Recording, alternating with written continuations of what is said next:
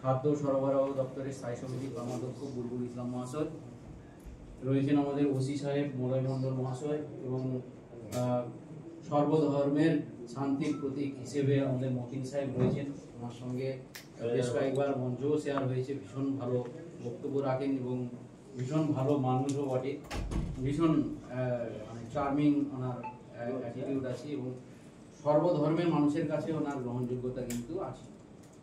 উপস্থিত রয়েছেন এই লোকনাথ মিশনের পক্ষ থেকে প্রতিনিধিবর্গ, প্রেসিডেন্ট সাহেব তো আছেন, আমাদের বিশ্বরূপ বাবু আছেন, সঙ্গে থানার মেজবাবু আছেন, আমাদের পঞ্চায়েত সমিতির কৃষি কর্মাধ্যক্ষ সাহেব প্রেমেন্দ্রবাবু রয়েছেন, প্রধান সাহেব ম্যাডামের প্রতিনিধি, আমাদের আরেকজন মৎস্য কর্মাধ্যক্ষ সাহেব রয়েছেন, আর একজন আমাদের বিদ্যুতের কর্মাধ্যক্ষ সাহেব রয়েছেন। এই গ্রাম পঞ্চায়েতের অন্যান্য সকল সদস্যবৃন্দ, আমাদের বসিরহাট আমাদের জিআরপির পক্ষ থেকে প্রতিনিধি সাহেব এসেছেন, গ্রাম পঞ্চায়েতের অন্যান্য কর্মচারীবৃন্দ এবং আমাদের লাইন ডিপার্টমেন্ট থেকে যারা এসেছেন, সঙ্গে আমার ব্লকের আমাদের যিনি ওসি মেলা এবং কচুয়া মেলার সঙ্গে বহুদিন ধরে উনি জড়িত আছেন এবং দক্ষতার সঙ্গে সমস্ত কাজগুলো দেখাশোনা করেন আমাদের বিডিএমও সাহেব ইন্দ্রজিৎ বাবু রয়েছেন, ইন্দ্রজিৎ ঘোষ, সঙ্গে আমাদের দুজন ইঞ্জিনিয়ার সাহেব রয়েছেন, প্রদীপ বাবু এবং আমাদের আদক বাবু। সকলকে আমার পক্ষ থেকে শুভেচ্ছা। এবং প্রথমেই আমরা মেলা শুরু সংক্রান্ত বিষয়ে আলোচনা শুরু করার আগে প্রথমেই ধন্যবাদ জ্ঞাপন করব যে কচুয়া গ্রাম পঞ্চায়েতকে এত সুন্দর একটা মিটিং হল সকলের জন্য উৎসর্গ করার জন্য এবং প্রত্যেক গ্রাম পঞ্চায়েতে এরকম একটা সুদৃশ্য মিটিং হল থাকাটা বাঞ্ছনীয় বলে আমার মনে হয়েছে এবং এখানে এসে ভালো লাগছে। তা কচুয়া গ্রাম পঞ্চায়েতের জন্য আমরা একটা হাততালি। যেটা শুনলাম, আমাদের যিনি এই গ্রাম পঞ্চায়েতের এনএস সাহেব, ওনারই মস্তিষ্ক প্রসূত এবং ওনারই নিরলস প্রয়াসে এটা করেছেন। সঙ্গে আমাদের সেক্রেটারি সাহেব রয়েছেন, অন্যান্য প্রতিনিধি গ্রাম পঞ্চায়েতের কর্মচারী রয়েছেন।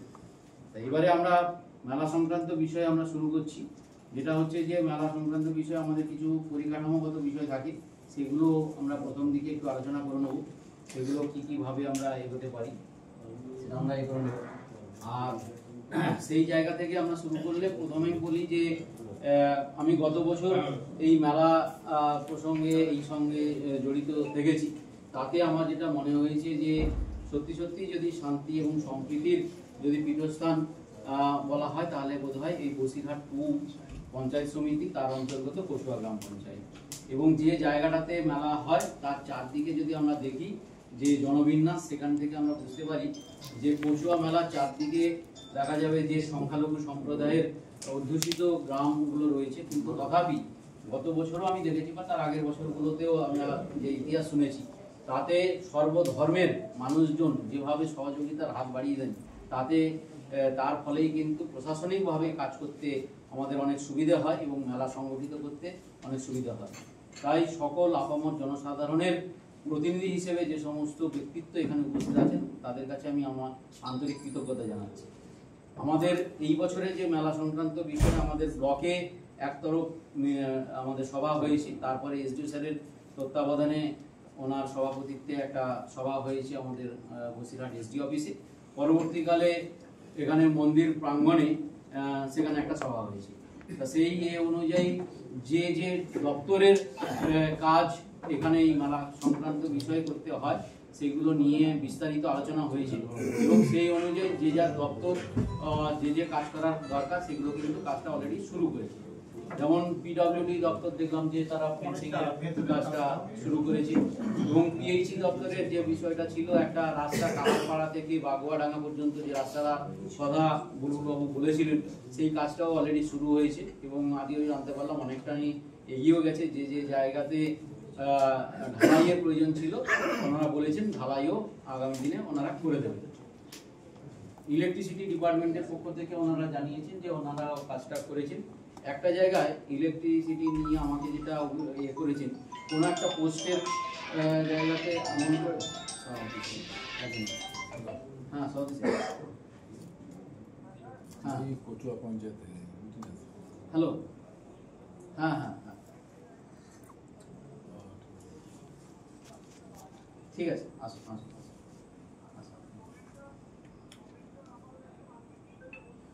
আচ্ছা, হ্যাঁ হ্যাঁ হ্যাঁ হ্যাঁ, ঠিক আছে ঠিক আছে, থ্যাংক ইউ। আসুন আসুন। যেটা হচ্ছে যে কালকে একটা ইলেকট্রিকের একটা পাঠিয়েছে, আপনাকে দেখাই। সেটা দেখেছেন? ওটা একটু দেখে নেবেন ওনারা। ঠিক আছে, করে দেবো। ঠিক আছে।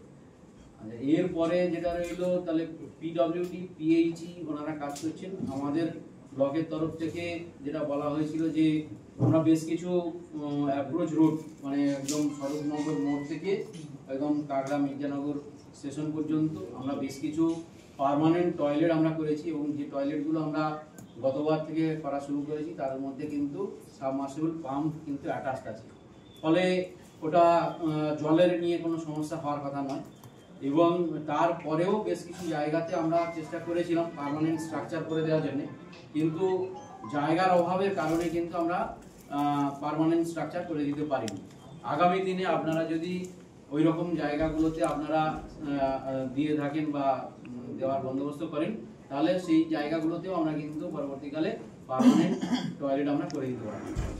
এরপরে শুধু গ্রাম পঞ্চায়েতের কাছে আমি এইটুকু আবেদন রাখবো, যে জায়গাগুলোতে আমরা টয়লেট করে দিয়েছি সেই জায়গা টয়লেটগুলোতে রক্ষণাবেক্ষণের জন্য, কারণ 14, 15 এবং 16 3 দিন ধরে তীর্থযাত্রী আসবেন, ভক্তর সমাগম হবে, সেই জায়গাতে টয়লেট যদি আমরা প্রপার ক্লিন না করতে পারি তাহলে কিন্তু ওটা মানে ইউজফুল হবে না, সেটা দেখা যাবে কন্ডশ্রম হয়ে যাবে।